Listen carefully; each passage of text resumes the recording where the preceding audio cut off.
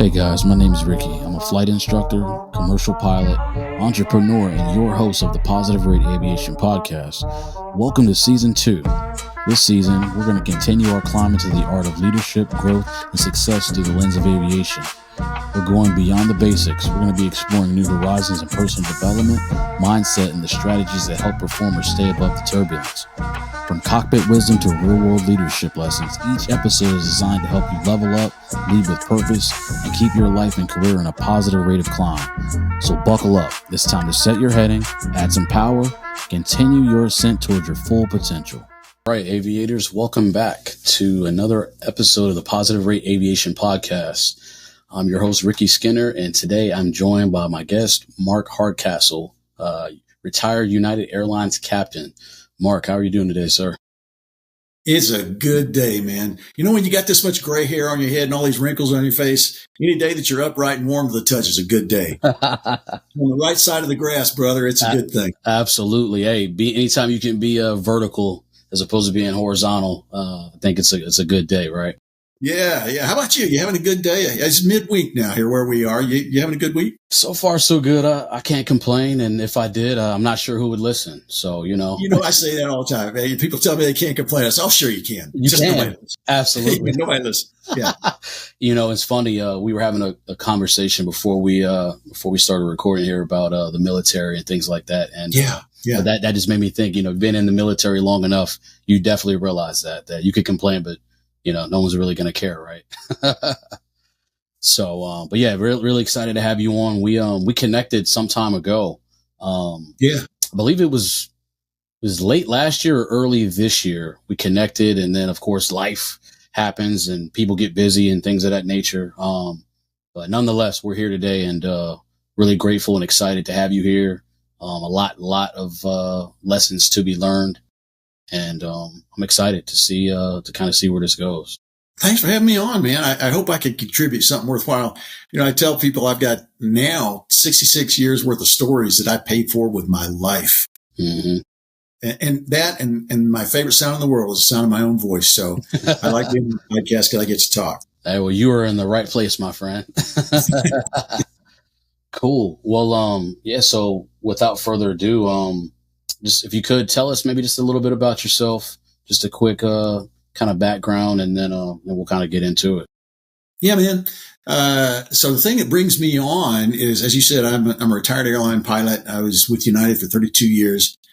And you know what? I just realized I don't have to worry about saying United anymore because I'm retired. They can't touch me. Yep. When I was still flying for them, I'd come on these podcasts and I was like, I'm with a major airline. Right. Because they have a sensitivity to social media. So anyway, so 32 years with United. The last 7+ years were as a captain, 737 in Denver. I've lived my entire flying career, my airline career from Denver. Not always based in Denver, but always lived in Denver. You know what it is to commute as an airline pilot. You know the story. Before that, I was in the military. I was in the Air Force, just like you. A little over 9 years. I started as my first assignment was as a T-37 instructor pilot in Columbus, Mississippi. And my follow-on after that was into the RC-135, not the KC-135. RC, we did strategic reconnaissance all over the world. And my last hurrah in the Air Force was as an aircraft commander flying the RC-135 in the Persian Gulf during Operation Desert Storm. I had the great honor of flying in combat over there. Talk about stories. I got some stories from that. But I finished with the Air Force a few months after the war ended. Before that, I grew up in Georgia, in the Deep South, had a great childhood, and then went off to college and then into the Air Force. And that's the short version. Awesome. So with that, I know you went to the military, you went to the Air Force, eventually ended up flying the T-37. But a question I always pose to everyone that comes on is like your why. Why aviation? Was this something that you were exposed to early on in life? Did you have any previous civilian flying time before your Air Force training, or can you talk to me? So let's do the last question first. No, I didn't have any flight lessons My very first flying lesson was in the military, in the Air Force, in my flight screening program in the old T-41. Did I have exposure to aviation? Yes. I grew up, as I say, in a small town in central Georgia, a little town of Griffin. We had something less than 3,000 foot municipal strip there. And it was only about 3/4 of a mile from my house. So we'd always see the airplanes, coming and going. And when I got to be a certain age, I could take off out of the house, go up, hang out, be an airport bum up there. And I met the FBO manager's son up there. He had a couple sons, and there was one that was close to my age. We became friends, and we'd crawl all over the airplanes. And, there was a T-33 on a pole out front, and we'd go up and climb in that thing and, have all kinds of adventures. So I was close to aviation when I was small. One of the first aviation experiences that I remember, well, I got to tell you this story. This is the story. Myself and two of my friends, when we must have been 10, 11 years old, up there, our fingers in the chain link fence, right? Mm-hmm. And a guy comes walking out of the FBO there, walking over to his Cessna 152. And he walks right up to us and says, "One of you guys is going flying. You and you call it. I won the toss. Okay, now you and the other guy, you call it." He lost the toss. So I got to go fly for 15 minutes in this Cessna 152, and that imprinted, inside of me. So I was still hanging out up there months, maybe a couple of years later, and two guys came out of the FBO walking over to what I now know is the oldest DC-3 still flying. And they were going out for multi-engine lessons. And I'm standing there and I was like, "Hey, you got a lot of seats in the back of that air thing. Mind if I come along just for fun?" "Well, what do your parents think?" "Oh, well, they think it'd be great." I never talked about parents. Yeah. But yeah, sure, come on. So I got to do that a couple of times, go flying, and I'd stand in the aisle. They're up there in the two seats doing dual instruction. I'm standing between them in the doorway to the cockpit, watching all this going on, as an early preteen kid. And that was a cool thing. So that was my exposure. Now, why did I actually go into the military? Well, we didn't have a lot of money. And I applied for military scholarships to go to college. And that included actually applied to all the military academies. And long story short, I wound up getting into the Air Force Academy. It took me 2 tries. I didn't get in the first time. Second time I got in, and I was not qualified medically to be a pilot. Now, there's another whole story. We don't need to talk about that right now, but there's a life lesson in it too. In the spring of the fall of my senior year, things changed. I became medically qualified and went to pilot school right after I graduated from the Air Force Academy. And there it was. Yeah. Wow. All of a sudden I became a pilot. Yeah. Yeah, I definitely want to maybe get into that a little bit later on if we have some time. Yeah. So we kind of talked about your aircraft, the different platforms you flew, your time in the Air Force. Were there any particular missions or moments that you can speak to that kind of stand out or as defining moments? I think I can probably talk about this. It doesn't talk about the capabilities of the airplane, but some of the places we were. Over those 4 years, we covered some international events. One of them that was remarkable to me was, are you familiar with our red flag exercises out at Nellis? Oh, yeah. Every year there's red flag, green flag, integrated forces coming together to maintain the ability to work together. Right. Russians have the same kind of thing. And so they do it over on the East Coast, over in the Vladivostok area.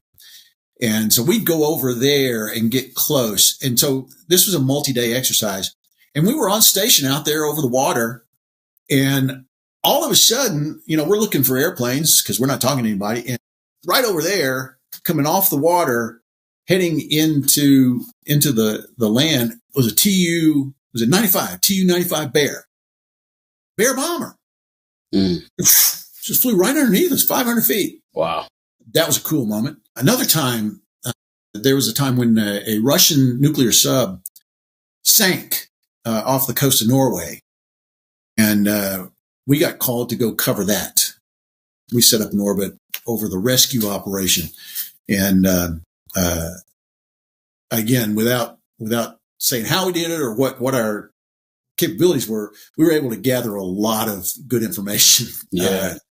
From how they operate as we covered that. And there were others, when during the Persian Gulf War itself, man, there were just there were things to see. Yeah. It was an exciting time. And I'm telling you, if there was ever a war to be in, I almost feel guilty about saying I flew in combat because Storm and Norman Schwarzkopf put together a powerful coalition, and he went in with that left hook, and, he wasn't playing. Yeah.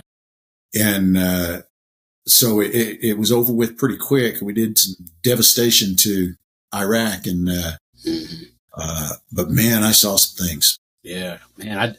As I'm listening to you talk about these stories, I can't help but just think about how, like, the entire scope of like your experience from that point early on in the military and then all the way up through, the airline career, which we'll talk more about. But it kind of just reminded me, like, man, this is why I'm doing this, because it's all about what you can learn and just to gain that perspective from people with a breadth of experience. Right. So yeah, man. Yeah, no, that's awesome. 40 years flying. 40 years. So how, I don't even think I had a chance to ask you this the other day when we met or when we spoke before, but, when you finished your career, what did you have total time? Something just north of about 3,000 hours is what I had picked up over the course of almost 9 years in the military. T-37s, we flew a lot. We generally flew twice a day as a general rule for about an hour and 20, 30 minutes. When I got into the heavies, we didn't fly that frequently. We'd fly once or twice a month when we were home. When we deployed, we'd fly every third day for up to, somewhere between 12 and 18 hours. So 9 years to get about, wait. I'm saying this backwards. T-37s in 4 years, I got about 1,500. And then, my next 4, I got another 1,500. T-37 was nickel and dime at a time, an hour and 20. Right. In the RC, we flew less frequently, but we flew long missions. Right. So, about the same time in each, total just over 3,000. Wow. So with the RC, with you only flying once or twice a month, was that just a lot of time spent in the sim in between those sorties? No. That was all actual airplane time. No, but what I mean is, like, when you were in between flying those sorties, did you guys get a lot of sim time since you were only getting? We got some. We were you're asking me to go way back now. Yeah, I'm just thinking, like, in terms of, like, currency, right? Like, we did some simulators. It's usually for a specific reason, and I don't remember whether currency was that much of a deal. It may have been. I just don't remember. We did have a simulator. It was a good simulator. Yeah, I'm sure. I just don't remember what the deal was. Right. I got you. Okay. So what was that transition like from military? So you got your about 3,000 hours flying those 2 aircraft, and then you like, okay, it's time to move on. You go to the airlines. What was that transition like from military? It was one of the greatest things. Yeah, it was one of the greatest things. When I was, my personality type is such that I enjoy being autonomous. I like to take responsibility, to take initiative and get stuff done. And the military was confining to me. It was I do not like red tape. I do not like bureaucracy. I don't like having to do nonsense just for doing its sake, just because, the rules. If it means something, yeah, that's one thing. But if it's just nonsense, I got no patience for that. And the Air Force was a bureaucracy, a subset of the military, which is a larger bureaucracy with its own rules. And that, of course, was part of the U.S. government, which is the biggest bureaucracy of all. And I was really, when my opportunity to leave the bureaucracy presented itself, I jumped and took my chances on getting hired by the airline.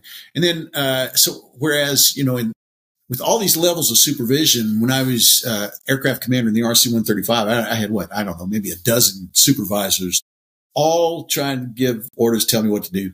People I had to report to, there's a command post. I had to call the command post every 90 minutes, all that kind of stuff. When I came to United, it was so incredibly different.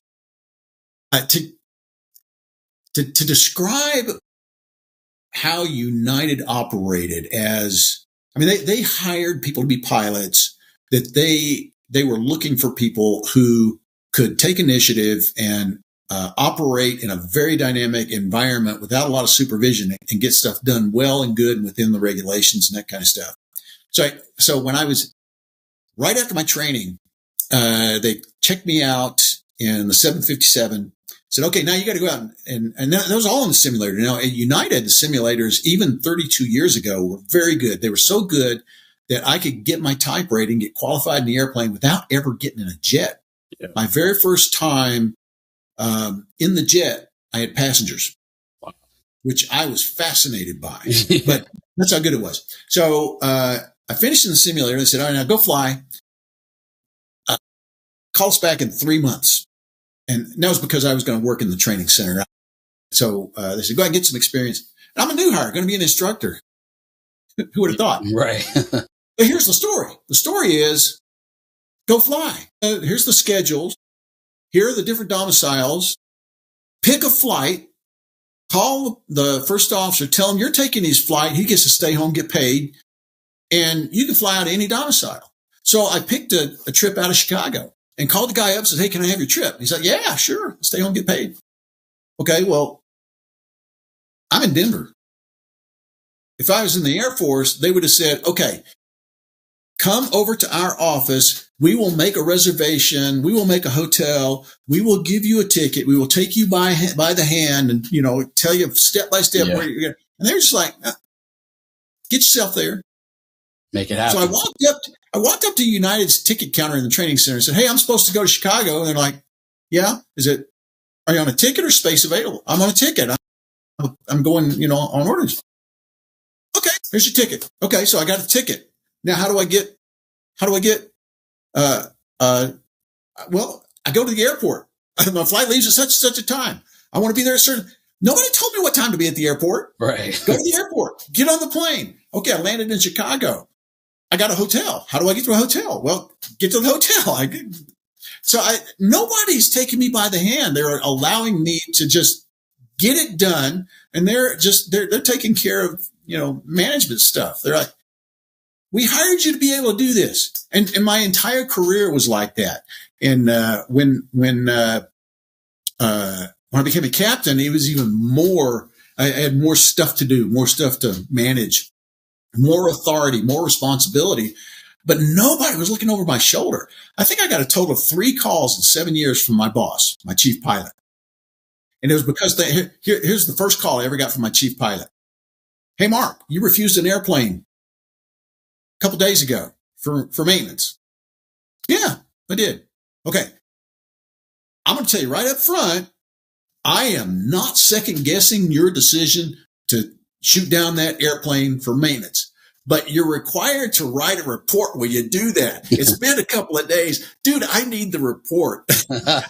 Okay. All right. Sorry. I'll get the report. Like I said, I'm not good at red tape and bureaucracy. So I was dragging my feet. Dude, I need your report. That's the kind of stuff that was, they trusted me to do the work and to take care of my crew, take care of my passengers. And the only time they ever called me was when something unusual happened and they just wanted to get my take, which was very different from the military. But very much welcome, because you talked about how autonomy is what you were seeking, where you would thrive. Totally. Wow. And the airlines are built on that autonomy.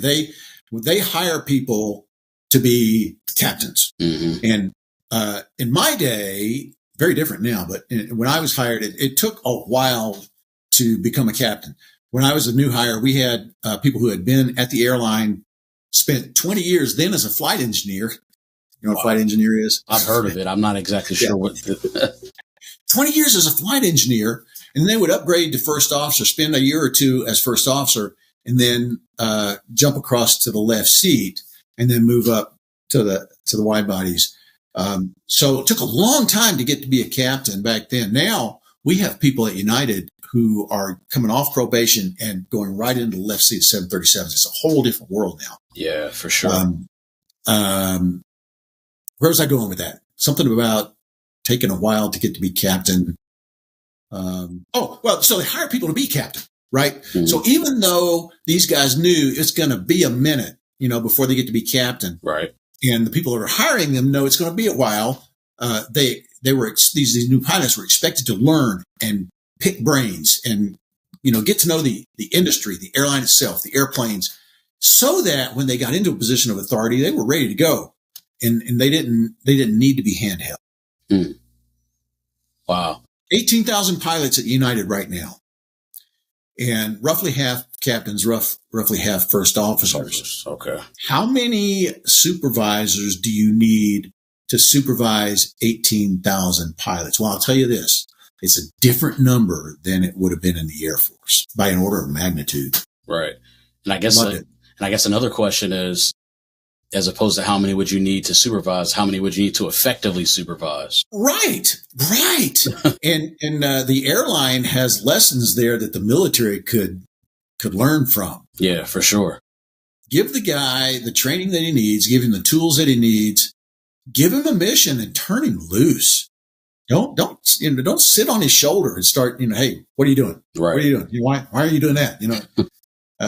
Worry about it after the plane lands, after the mission's complete. Yeah. If there was something you didn't like about how he handled it, well, let's train. Mm-hmm. Let's train. Yeah, and it's funny. And United was really good about that. I mean, every once in a while, somebody get a little bit crosswise, somebody stub their toe. And the whole philosophy was, we spent a lot of money trying to prevent this guy from getting into the company. But now he's here. We're going to spend a lot of money to keep him. Right. And somebody stubs their toe. We're not in a hurry to fire somebody for making an honest mistake. Mm-hmm. Let's train them up. If they have exposed a weakness or a gap in training, a gap in knowledge, a gap in skill, a gap in understanding, let's fill that gap and get him back out there making money for us. Right. Are you saying that it was like that in years past, or is it still like that now? Very much like that now. Okay. It's been like that. It was always like that. Gotcha. One of it was an epiphany to me when an old guy says to me right after I finished my first training, said to me, he said, Mark, you had to work real hard to get hired by United. All the things you had to do, all the interviews you had to go through, all the examinations, physical examinations, medical, all these things you had to do. We spent a lot of money. We invested a lot of money looking for reasons to keep you out.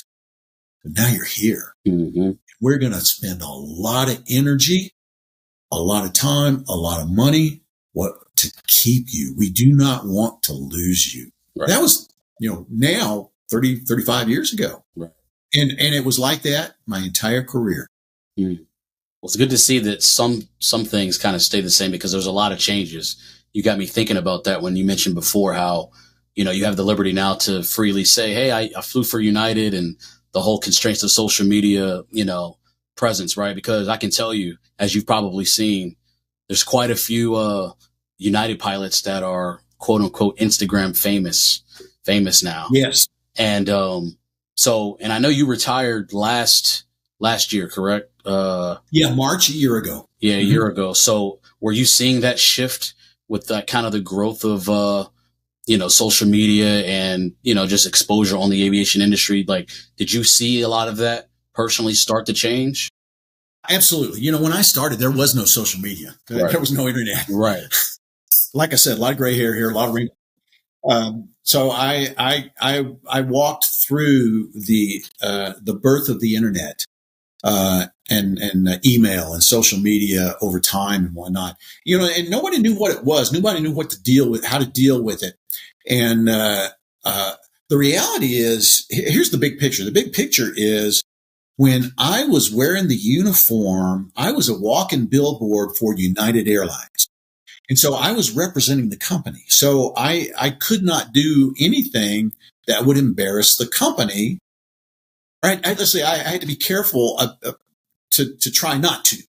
I didn't try not to embarrass the company. Now there were people in the legal department and some people in the media department that just hated the idea of any employee embarrassing the company, doing something very public that could be perceived as, this is United Airlines doing this thing. Right. So they had to protect the brand, which I completely understand. They are protecting the brand. Mm-hmm. So there was some back and forth and for a while there was, and I know I'm jumping around a lot right now, but Fine. I've been through, I think I had 9 CEOs. I went through multiple upheavals in the industry. And we need to talk about that. We talked about that a little bit in the pre-show.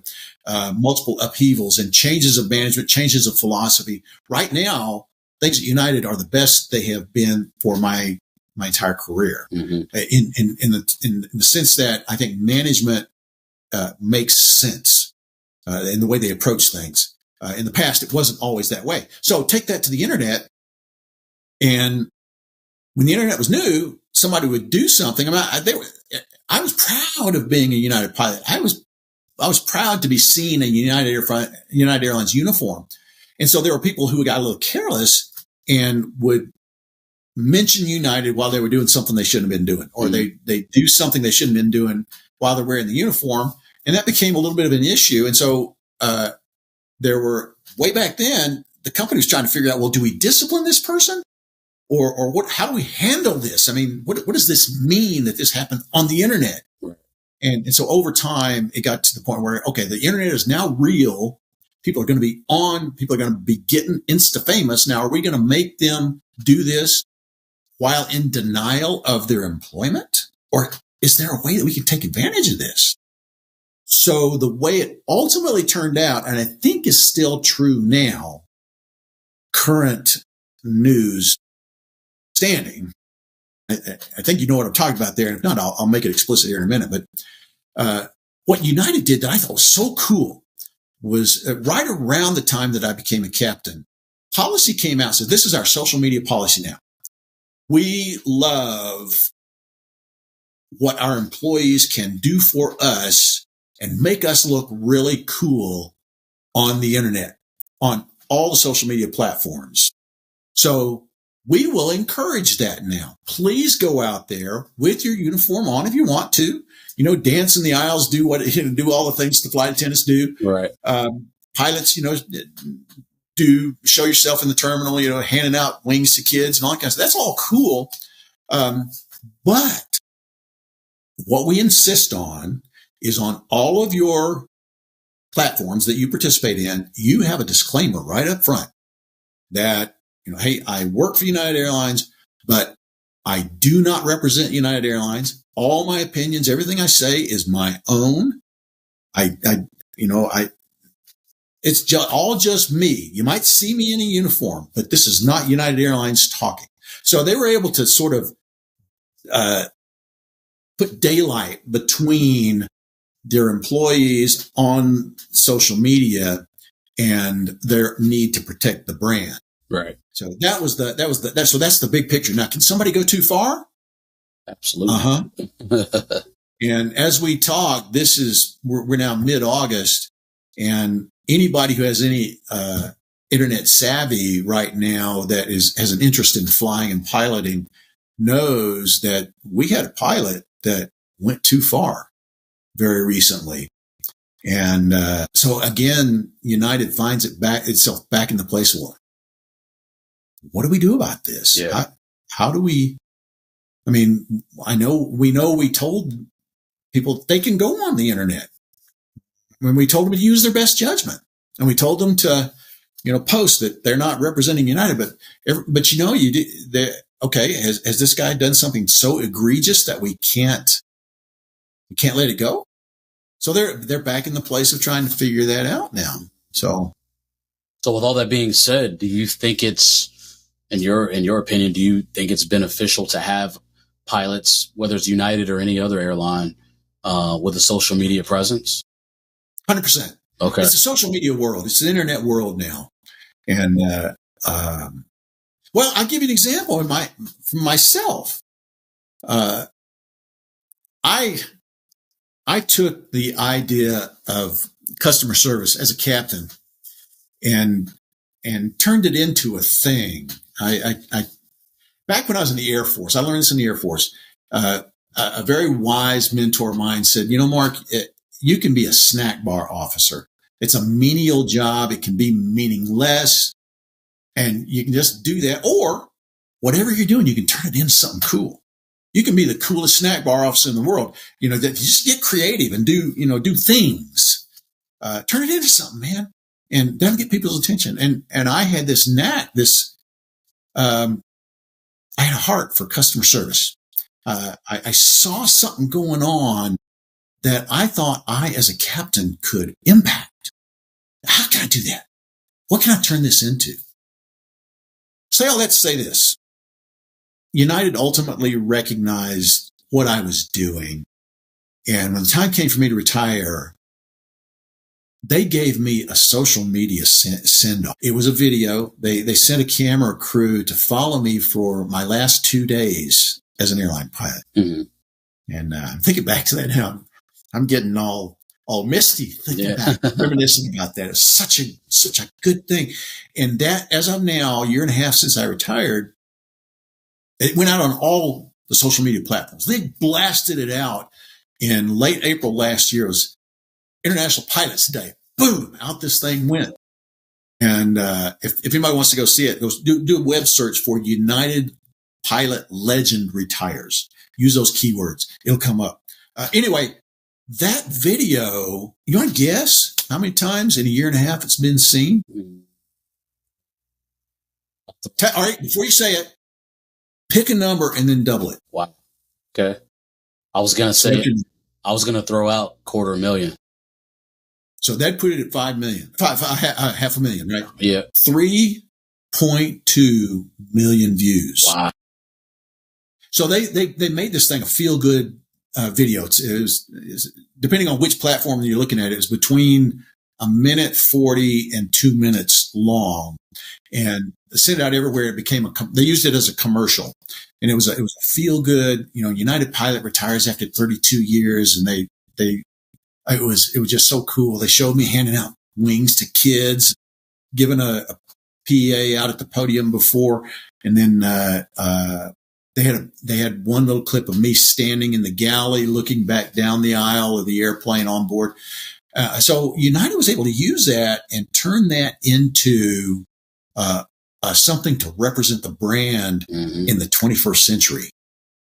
And they pushed it on Instagram. I think they call it pinning, where they took that thing and they, at the very, very top of their page, there were 2 or 3 videos. It's got the pin in it. Oh, and they pinned that to their official Instagram? Yeah. Oh, wow. It's not there anymore. It's still on there. It's not pinned. They pin the things that they want people to see, and they spend money for that pin. Okay. And I don't know how much money they spent pushing my video, but they pushed that video for at least 3 months, maybe 6, because it was trending so well for them. Mm. So that's just from my own experience. And now if you go in and you look at all United videos on all the platforms, there are hundreds of them. So they have embraced social media as a way of getting their name, their brand, and what they stand for out there, and their personality, the brand personality. So yeah, I agree. I think it's a great thing. Wow. And it's funny because as you talked about it, and we obviously had a conversation last week, and I saw a clip that you shared with me, right? But thinking back on it and listening to you speak right now, I almost feel like I remember maybe seeing that. Yeah. You're in aviation, man. You would have seen it. Yeah. I'm sure you would. Yeah, that's awesome. Because they, like I said, they paid to feed it to, Instagram was big. I've got it broken down because I like to go up and count them up every once in a while just for fun. I mean, I was their circus monkey, right? I got nothing out of it other than the joy of being part of that and the gratitude that I feel for United Airlines for honoring me that way. Every one of the videos, of course, showed me taxiing in from my line at the final park with the water cannon salutes going over the airplane. Yeah. So I have this sense of gratitude and joy about it. But they pushed it. And like I say, it became a commercial. It was everywhere, just everywhere. I mean, for months, I was getting these screenshots from my daughter. Yeah. Hey, Dad, look, this person sent me this. Hey, is this your dad? Yeah. So I got them from all over the place. And so I know, I would be very surprised if you particularly didn't see it because you're in the biz. Right. So, yeah, no, that is really, really cool. Yeah. So let's see here. So that was that. So let's talk about some of your time at United. Are there any like particular times you can think that stand out in regards to emergencies? Have you had to deal with any emergency situations? I had a few emergencies. But here's the thing, Ricky. The major airlines, they just do things so differently. They maintain their airplanes. Back in the day, it wasn't necessarily true. I mean, before my time, when I was a new hire, I remember hearing about guys who used to work for Flying Tigers, and Flying Tigers was acquired by FedEx. It was a cargo operation. They took their name, of course, from the World War II squadron over in Southeast Asia. They flew over in China. They took that name, Flying Tigers, and used it as a branding tool. Mm-hmm. So they were one of the first all cargo operators. And they were taken over by FedEx. And I remember guys coming to me when I was in the training center, sitting across the table, who had flown for Tigers. And they talked about, man, these orange stickers, when something's broken and deferred. A 747, like Tigers was using, is made up of literally millions of parts. A 747, I'm guessing, was probably somewhere between 4 and 5 million parts if you start counting up all the screws. Right. So it is a composite of lots of little machines that do things all over the airplane, right? Some of them are more critical for flight than others. So it's entirely possible for one of those little machines to be broken, inoperative, and we have a workaround for that so the plane can still fly. It's just missing this particular thing. And something like that, the maintenance guys would put an orange sticker on there with a number on it for tracking. And United, every once in a while, I would go out over 30 years. The number of flights that I went out without any stickers far, far exceeds the number of times I went out with a sticker here or a sticker there. Rarely did I have more than one sticker. But these guys said in Tigers, there were stickers all over the cockpit. I mean, these planes were. So back then, I don't know whether it was the corporate philosophy or whether it's just the state of the industry or what. But back then, things were different. And when jet engines first came around, I mean, every pilot had engine failures with the new technology, jet engines. They became very reliable over time. And now, you look at the number of flight hours that the industry flies on a daily basis. United operates 6,000 flights a day. And every once in a while, it makes the news. There was an engine failure. It just doesn't happen. Right. Just once in a, not even a blue moon, man, just once in a great, great while. Right. So I never experienced an engine failure at United. The airplanes were well taken care of. And the kind of emergencies that I had were more along the lines of something going on with a passenger. I had medical emergencies. In 30 years, I had several. Okay. But they had nothing to do with the lack of reliability of the airplane. United just takes good care of all of our airplanes. And now here's something else to keep in mind. When airplanes get sent across the big water, I call it, across the Atlantic or the Pacific, as opposed to flying, across the Gulf, we'll just say. Yeah. How'd I do? Yeah. See what I did there? I caught that. I see what you did there. Yeah. From say Houston down to Mexico, down to Cancun, we fly that all the time. I call that the little water. I could fly that in a 737. I couldn't go from Newark to London in a 737 back, when I was. But any of the airplanes that go across there with two engines, 747 had four. So they could do all kinds of stuff because they always had spare engines, right? Well, you lose one on a 757 or a 767 or a triple or a 78, you've lost half your engines. So there are different rules for maintenance for those airplanes that engage in what we call ETOPS operations. Let's see, what was that? Heck, it's an acronym. What is it? ETOPS. I can't even remember what it is now. Extended two engine operations. That's what it was. Yeah. So the airplane's just good, man, and they're getting better every day. So the majority of your emergencies were like people related as opposed to actual equipment. Yeah. Hey, Captain, somebody's back here having a heart attack. We got to get him on the ground. Yeah. Okay, let's do it. Yeah. So. Wow. Yeah. So we kind of talked a little bit about the changes being the internet, and so this may be the answer with the boom of the internet and social media. But one question I did want to ask, maybe more so related to just the flying itself, is what are some of the biggest changes you witnessed throughout your career within the airline industry? Okay, I'm gonna have to pull this out for now because I when I get asked this question, I can never think of anything. Okay. Sometime back, I started writing down changes, things that I'd seen. Let me see if I can find it in here. I've got my little notepad app. Yeah, no, sure. Let me just see if I can find it real quick. The airline industry changes. Here it is. Oh my goodness. You probably can't see this online. I'm trying to get it close enough for my camera to pick it up. Yeah. This whole page is bullets of things that I've seen. De-icing fluids are different. We now have CPDLC on the 777, and then we got CPD on the 737 now. And we have an iPad. Yeah, iPad. That's huge. Oh yeah, that's huge. When I was first hired, we had 737-200. We had the 727. We had DC-10s, and we had 747-200s. All of them had what we called steam gauges. Yep. Round dials for instruments. Everything we fly now is glass cockpits. But we had steam gauges back then. We had VOR DME navigation. Mm-hmm. When I was hired, I did not have 727. I don't think had any inertial or well, there certainly was no GPS. So 727s and the old 737s were all VOR DME. This airways. Yeah. I never had to. The only flights I ever flew on VOR DME navigation were when one of my FMCs failed. So everything else was by. We had NDBs back there. Nobody has NDBs anymore. NDB. Oh, here's the sequence.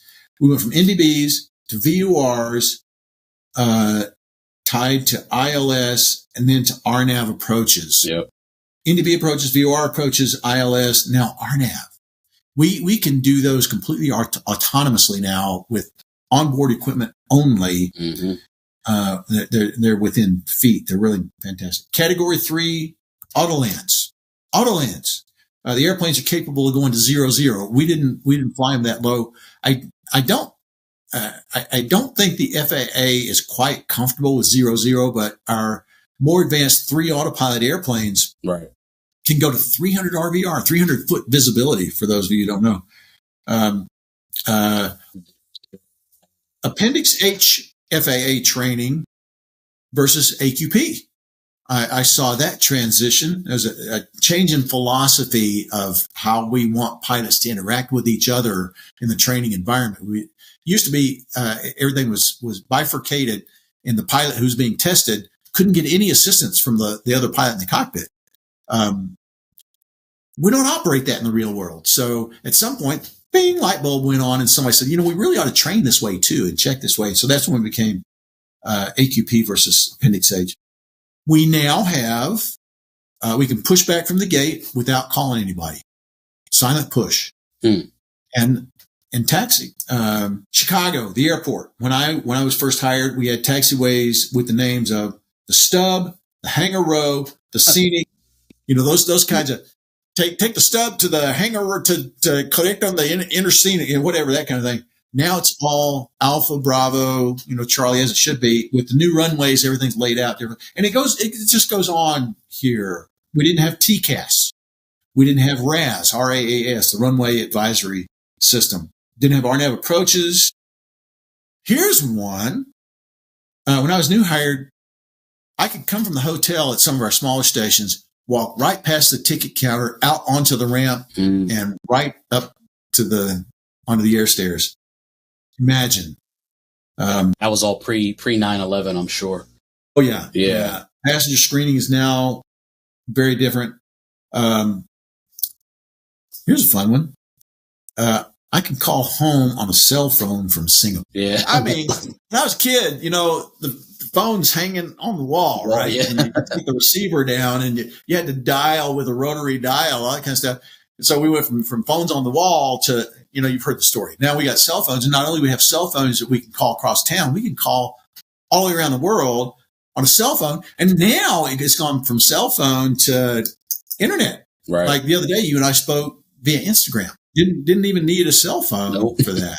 Didn't need cellular service. Right.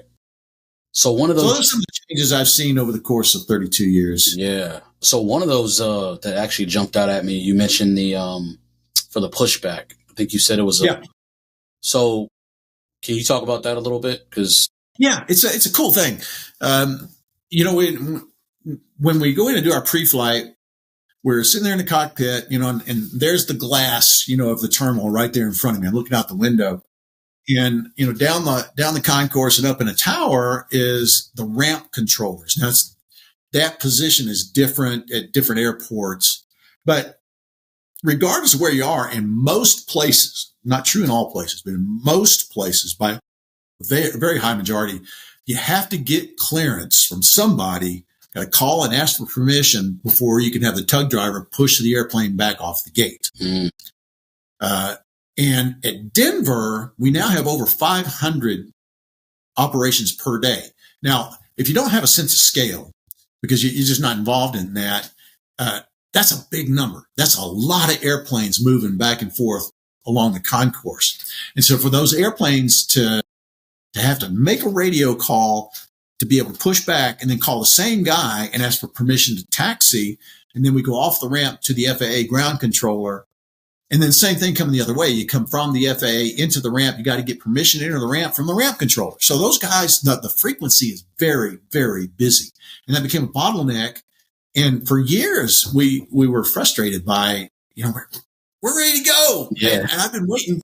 I've waited in Newark for in excess of 10 minutes. And that could be the difference between, that can be the difference between somebody making a connection and somebody not. And it's just because of the congestion.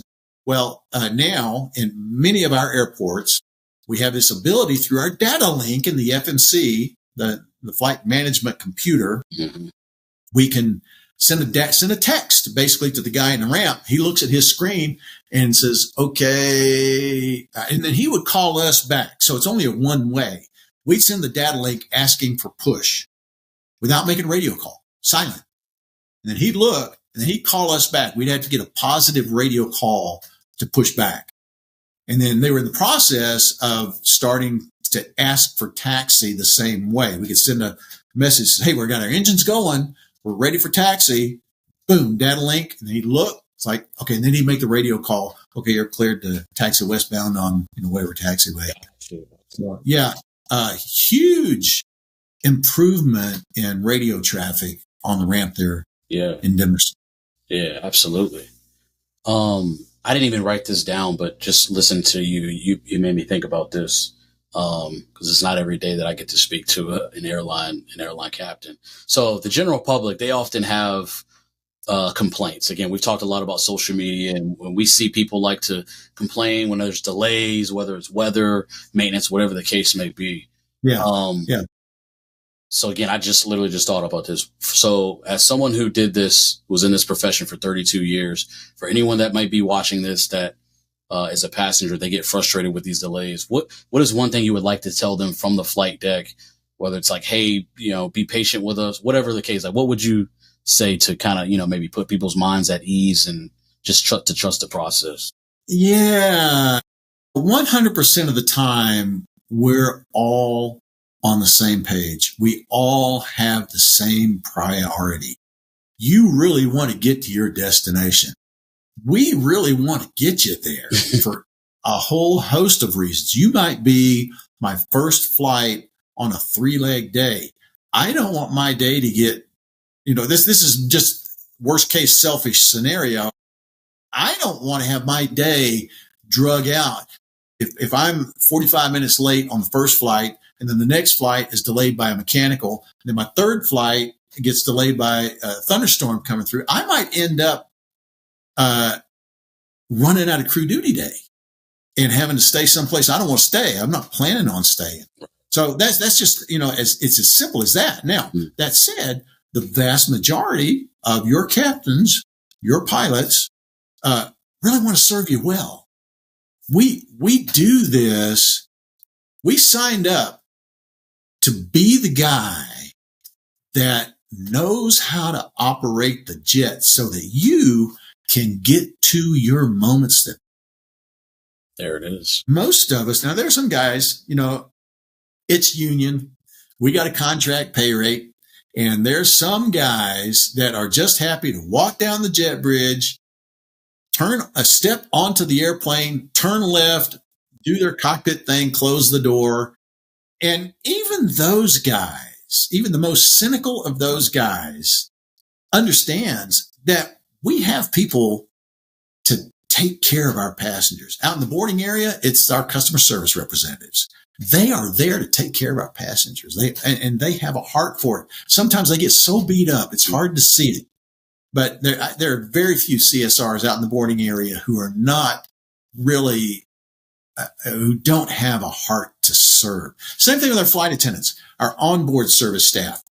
The guy that goes in, turns left, closes the door. He knows these passengers are going to be taken care of because he's got professional customer service people in the back of the jet, flight attendants to do that. But then there are other guys, the guys that hand out wings to the kids, Yeah. Story, I got to tell you this story. I'm walking through the concourse in LA with my first officer, and we're going from the 70s gates to the 80s gates. We got to come down the 70s, go through the crossway, and then down to 80s. And right across that way there are these big glass windows where people would stop and look out on the ramp and look at the airplanes taxiing back and forth. Now, I had a first officer who had been, 15, 16 years with SkyWest, a regional carrier. Mm-hmm. And he'd been a captain over there. He'd been an LCA, a line check airman. So he was somebody over there, and he was jaded because he knew he could be a captain. He shouldn't be sitting in the right seat. Had 3 stripes on his shoulder. First leg, I asked him, what do you think about this and this? And he leaned in, leans right over at me, says, Captain, I don't care. Wow. Okay. This is how it's going to be. Well, this guy, we're walking down from the 70s to the 80s gate, and we come to one of those windows, and there's a little kid in there. It looks like he was 4 years old, sitting up on the window box, looking out with the airplane. Right. We're walking by, and this guy said, hey, Captain, hang on a second. We stopped. He reached in his pocket, pulled out a set of plastic wings, got down on a knee, and gave these wings to this kid. He said, Captain, 100 years ago, that was me. Really? I don't care, Mr. I don't care. Yeah, that changed the whole trip. Wow. So he was putting on this facade of I don't care, of being jaded, and go in the cockpit, close the door, all that kind of stuff. No, those guys just really rare. Most guys really enjoy serving our passengers at a high level in a technical position. Not just anybody can fly a commercial jet. There's a whole lot of expertise that goes into being able to do that. And we do that for you.